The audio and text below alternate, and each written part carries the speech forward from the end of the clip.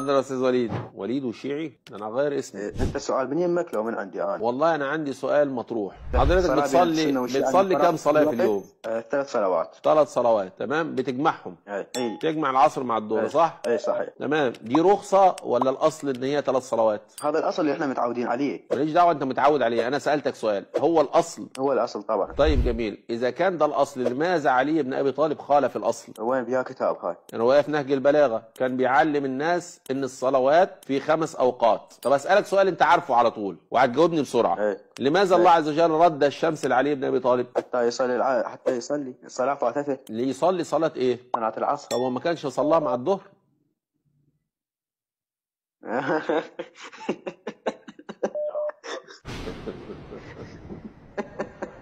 شفت شلون؟ يا ابن الاصل في الصلاه والله العظيم انها متفرقه وضحكوا عليكم المعممين.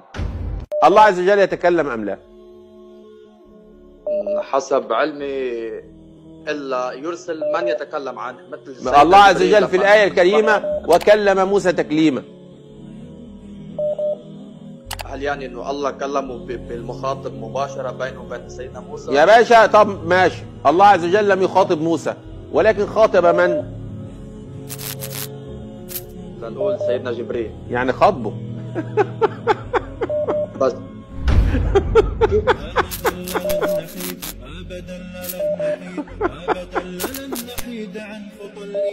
مش هقول لك بوب. يا استاذ وليد المخاطبه يعني لسان الله عز وجل.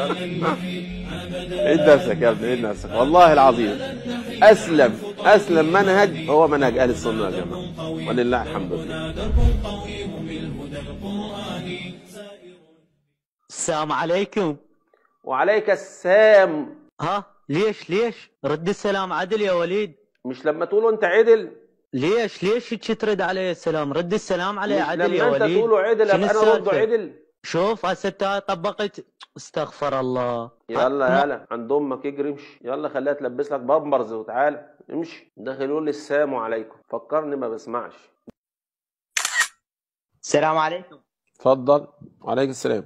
وليد اسماعيل وياي. شنو الموضوع؟ طلع لنا الآية 34 من سورة الأحزاب.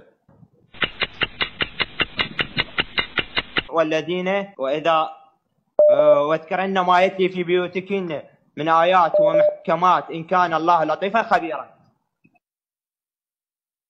ايش بيها الآية؟ أنت اسمك إيه؟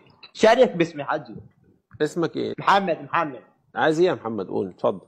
واذكرن ما يتلى في بيوتكن من آيات محكمات إن الله كان خبيرا لطيفا. أنت بتقرأ من المصحف يا محمد صح؟ إي صح.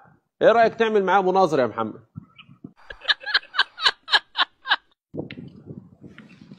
في شيء بالآية؟ لا مفيش حاجة يا محمد، مفيش حاجة. مفيش حاجة يا حبيبي، مفيش حاجة. احنا كنا غلطانين يا محمد. شكرا ليك يا محمد.